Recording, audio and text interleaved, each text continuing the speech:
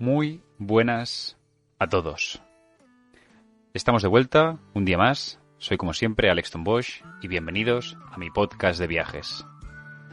Hoy vamos a adentrarnos en un viaje a Grecia, concretamente en la península del Peloponeso. Un recorrido lejos de las islas para adentrarnos de lleno en la Grecia continental. Vamos a ver cuáles son los principales lugares que podemos visitar y también cómo podemos articular un viaje allí. También vamos a ver cuántos días hacen falta y cuál es la mejor manera para movernos a través de este recorrido. Recordad, como siempre, que si os gusta este contenido podéis suscribiros en cualquiera de las plataformas donde lo estéis escuchando, así como en mis redes sociales, lo que nos es muy útil para que esto siga creciendo. Empezamos.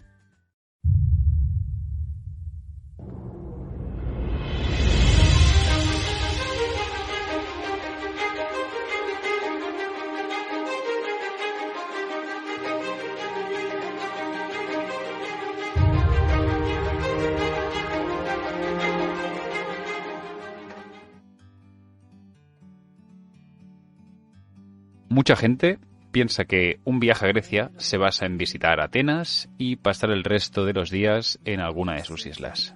Y nada más lejos de la realidad. En el pod de hoy quiero enseñaros la riqueza que hay en la Grecia continental, concretamente en la península del Peloponeso. Aquí, además, vamos a encontrar todo aquello que buscan los viajeros en un viaje a Grecia. Playas, patrimonio y, por supuesto, buena gastronomía. Pero, ¿cuáles son los puntos que hay que conocer en un viaje en esta zona?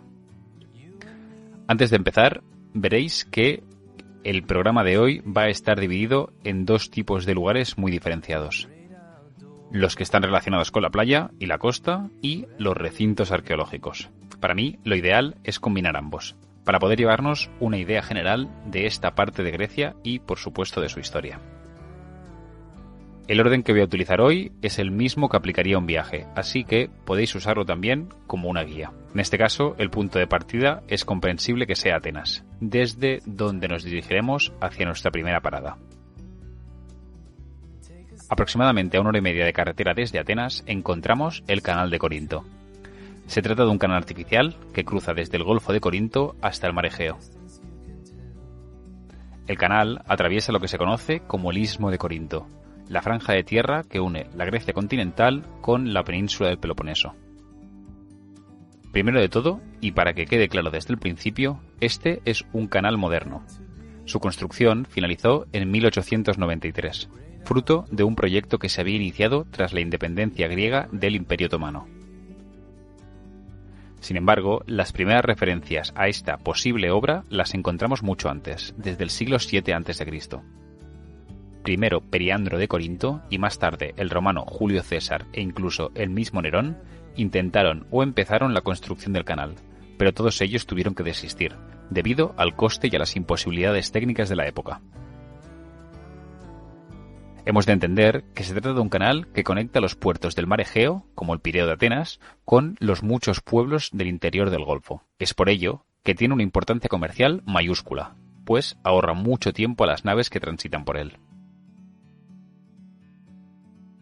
La parada aquí tiene poco más que ofrecer que las vistas que hay hacia el canal, y es más que suficiente. Se trata de una obra de ingeniería impresionante, y las vistas de las dos bandas conectadas por el mar son espectaculares. Además, si tenéis la suerte que está atravesando algún barco de cierta magnitud, el espectáculo mejora aún más. Pero si seguimos hablando de Corinto, y si lo que nos interesa son los restos arqueológicos, tenemos que hablar también de la antigua Corinto. Avanzando en nuestro viaje, existe también la posibilidad de visitar este recinto arqueológico. Sin embargo, lo que vamos a ver aquí no es la antigua capital griega, sino la romana. La antigua ciudad griega de Corinto fue arrasada por los romanos y posteriormente reconstruida. Lo que hoy podemos visitar son las ruinas de la antigua ciudad romana. Pero, si sois unos apasionados de la historia, vale la pena igualmente. Tras la visita, nuestro viaje continuará hacia el sur. Pero antes de llegar a nuestra primera parada, hay otro lugar del que os quería hablar, la antigua ciudad de Micenas. Si pensamos en la Grecia antigua, lo que normalmente tenemos en mente es la llamada Grecia clásica, el periodo de esplendor de polis como Atenas o Esparta. También fue esta la época de las grandes construcciones, como el mismo Partenón de Atenas. Podríamos avanzar más y llegar a la época helenística, el cenit del dominio griego en Oriente, tras las conquistas de Alejandro y la división de su reino. Sin embargo, hay más, mucho más. Para que os hagáis una idea, estos dos periodos que os acabo de mencionar abarcan entre el 500 y el 150 a.C., aproximadamente, hasta la llegada y colonización de los romanos. ¿Pero qué había antes de todo esto? Pues bien, es esto lo que vamos a poder conocer, al menos en parte, en este yacimiento. Se trata de Micenas, el epicentro de la civilización micénica, considerada la primera civilización avanzada de la Grecia continental. Se calcula que, aproximadamente, habitaron estas tierras entre el 1700 y el 1100 a.C. y, probablemente, dominaron toda esta región durante varios siglos. En la mitología, su fundación se atribuye al mismo Perseo, además de ser el hogar de Agamenón, el héroe homérico que dirigió a los aqueos en la guerra de Troya. Aunque por la época no han quedado muchos restos, hoy podemos visitar y conocer los restos de esta impresionante ciudad, para mí uno de los yacimientos más especiales de Grecia, no solo por su antigüedad, sino porque puede apreciarse perfectamente la estructura de sus murallas y las diferentes construcciones, un paseo en el tiempo hacia épocas remotas. Tanto en el yacimiento como en el pequeño museo que hay, podréis aprender más sobre esta gran civilización, cuya destrucción sigue siendo un misterio para los historiadores. Un consejo, el yacimiento, por su misma condición, está totalmente descubierto y solo hay una pequeña zona de pinos al principio, así que si vais en verano no olvidéis ir cargados de agua. Micenas podría ser nuestra última parada en nuestro viaje hacia nuestro primer destino, Nafplio. Lo cierto es que Nafplio me enamoró. Siendo sincero, no fue por sus playas, ni tampoco por tener una arquitectura increíble. Para mí, su encanto radica en su sencillez y en su buena comida. Se trata de un lugar increíble, para empezar a disfrutar de la tranquilidad que no siempre encontramos en Atenas, y donde también empezar a disfrutar del mar y las playas, por supuesto. Nafplio, o Nauplia, como también se conoce, tiene además varios puntos que visitar que la hacen muy interesante. Una de las cosas que más me llamó la atención es el fuerte que hay en lo alto de la colina que la vigila. Se trata de la fortaleza Paramidi, construida por los venecianos durante su ocupación, y desde donde obtendremos unas vistas brutales. Aún así, para mí, la mejor parte sigue siendo su centro histórico, y sus restaurantes. Pasear por el centro de Nauplio es una auténtica maravilla. Está lleno de casitas bajitas, de colores y decoradas con flores, y se trata de un lugar tranquilo y muy pintoresco. Además, es un sitio ideal donde poder disfrutar de la gastronomía griega, para todos los bolsillos, y con una calidad mayúscula, sobre todo en cuanto al pescado. Si en vuestro viaje no vais con prisas, es un lugar ideal donde parar un par de días a descansar, disfrutar y comer, sin duda alguna. Tras descansar en Nafplio, nuestra siguiente parada nos llevará más hacia el sur, hacia la ciudad amurallada de Monemvasia. La ciudad se encuentra en una isla, unida al continente por una pequeña carretera. Su fundación se debió principalmente a esta ubicación, ya que le daba una defensa excelente contra los invasores. La fortificación fue obra del Imperio Bizantino, y hasta la independencia de griega del Imperio Otomano fue cambiando de manos, dependiendo del invasor del momento. Hoy en día se ha convertido en un referente para los viajeros que se adentran en el Peloponeso. Se trata de un lugar realmente pintoresco, tanto por sus murallas como por su ubicación y patrimonio. Además, el hecho de que sea peatonal hace que recorrerla a pie sea una auténtica gozada. Un lugar ideal para recorrer y que todos sus secretos se nos vayan descubriendo poco a poco. Desde Monemvasia, nuestro viaje por el sur acabará. Dejaremos las costas del Egeo para dirigirnos ahora hacia el interior, hacia Olimpia. Olimpia es un lugar especial. En nuestro imaginario, los Juegos Olímpicos siempre han tenido un espacio importante en la historia de Grecia, y, siendo Olimpia su sede, os podéis imaginar. Esta región estuvo habitada desde, al menos, el 4000 a.C., aunque será en la época micénica, sobre los siglos XI y X a.C., cuando se empezó a formar la estructura que hoy forma el yacimiento. Es importante entender una cosa sobre Olimpia, y es que tiene dos partes diferenciadas. Por un lado, nos encontramos con todo lo relacionado con los Juegos Olímpicos. Como sabéis, esta fue la sede donde se celebraban los Juegos originales, y es Olimpia quien le da el nombre a los Juegos, y no al revés.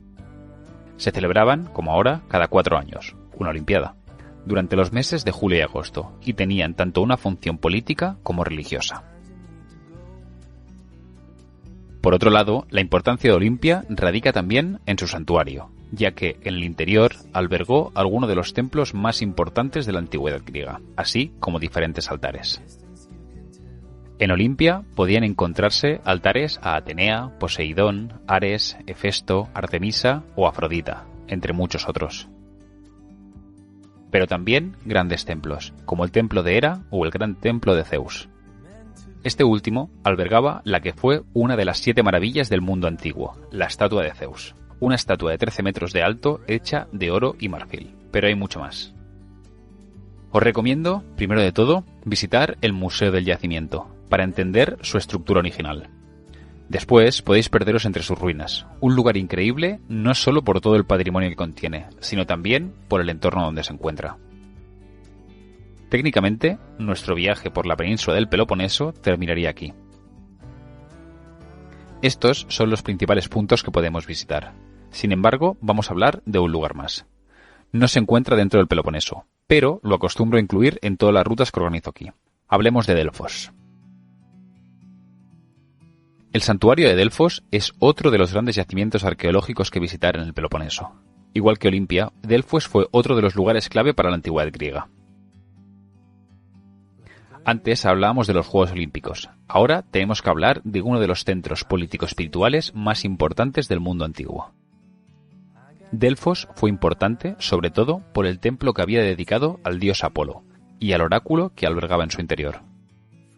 Gente de todo tipo acudía al oráculo en busca de sus predicciones, las cuales llegaron a tener una gran importancia, incluso entre los dirigentes de la época. Estos podían decidir cuestiones tales como dónde fundar una ciudad o si era conveniente o no ir a la guerra.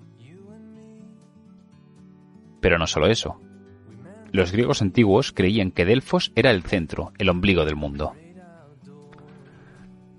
Hoy en día, su visita es una de las más impactantes, tanto por sus restos como por el lugar donde se encuentran.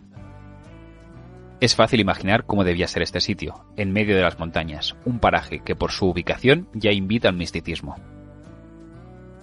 Su visita, además, nos acerca a la inmensidad de este lugar. Es importante entender que el santuario de Delfos no estaba compuesto solo por el templo de Apolo, sino que había mucho más. Las principales polis y pueblos dejaron aquí sus propios tesoros, lugares donde hacían sus ofrendas al templo y a los dioses. Con la visita del yacimiento vais a poder conocer todos estos restos y mucho más. Igual que en el caso de Olimpia, os recomiendo visitar primero el museo, para entender tanto su historia como su organización, para después pasar a los restos. Pero, ¿son estos los únicos puntos que se pueden visitar en el Peloponeso? Claro que no. Hay muchos más. En el programa de hoy he querido solo desarrollaros los principales, pero podemos encontrar otros, siempre dependiendo de vuestras preferencias. Si estáis buscando destinos de playa, no podéis dejar de visitar lugares como la pequeña península de Mani, llena de pequeñas playas y pueblecitos, o Kalamata, algo más animada, y uno de los principales centros turísticos de la región. Si en cambio sois unos apasionados de la historia y las piedras, podéis ampliar vuestro recorrido visitando el Gran Teatro de Epidauro o las ruinas de Mistras, una antigua ciudad del Imperio Bizantino. Ahora bien, ¿cuántos días hacen falta para visitar el Peloponeso? Esta es la pregunta del millón, y siempre la respuesta es la misma. Depende. Como hemos visto hoy, todo dependerá del número de lugares que queráis visitar y del tiempo que dispongáis para vuestro viaje a Grecia. La península del Peloponeso es bastante grande y hay mucho que ver y hacer. Para que tengáis una referencia, yo os recomiendo un mínimo de 6 días y pondría un máximo de entre 8 y 10 días. Con 6 días vais a poder visitar los principales yacimientos y además disfrutar de un par de días en la playa. Por el contrario, si ampliáis más, podréis visitar más zonas naturales y tomaros el viaje de una manera más tranquila, algo que por supuesto siempre recomiendo. Otro aspecto importante, ¿cómo moverse por la península del Peloponeso? Otra de las grandes preguntas. A diferencia de otras partes del mundo, un viaje a Grecia con chofer y guía sale caro, muy caro, así que no acostumbra a ser una opción. el transporte público en esta parte tampoco lo es, sinceramente. Por la propia orografía del país, en la península del Peloponeso no hay casi trenes. Pero la verdad, por horarios y tiempos de desplazamiento, yo tampoco os los recomiendo. La mejor manera de encarar esta parte del viaje a Grecia es en coche de alquiler. Os dará más libertad para moveros y visitar las cosas a vuestro ritmo. Planificar horarios en un viaje es importante y si dependéis del transporte público es mucho más complicado. No es caro alquilar un coche desde Atenas y siempre es la opción que organizo en los viajes a Grecia y la que más recomiendo.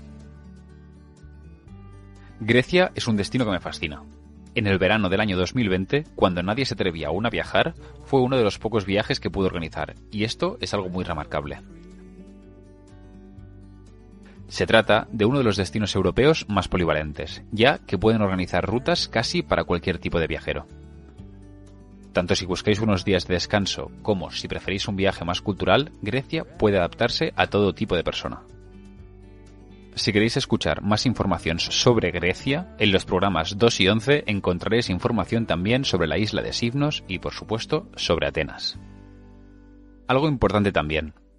Si estáis pensando en realizar un viaje este verano, ya sea a Grecia o a cualquier otra destinación, un consejo. Hacedlo con tiempo. Este año nos estamos encontrando con problemas de disponibilidad y de precios, sobre todo en tema de aviones, muy derivado al aumento del precio de los combustibles. Así que contra antes lo contratéis, mejor. Nada más. Yo me despido aquí. Espero que os haya gustado. Recordad que si tenéis algún tema o destino del que queráis que hable, podéis contactarme por Instagram o en los comentarios de los vídeos de YouTube. Además, si os suscribís y le dais al botón de me gusta, me ayudáis mucho a que esto siga creciendo. La semana que viene volveremos con más viajes. Un fuerte abrazo a todos y nos vemos a la próxima.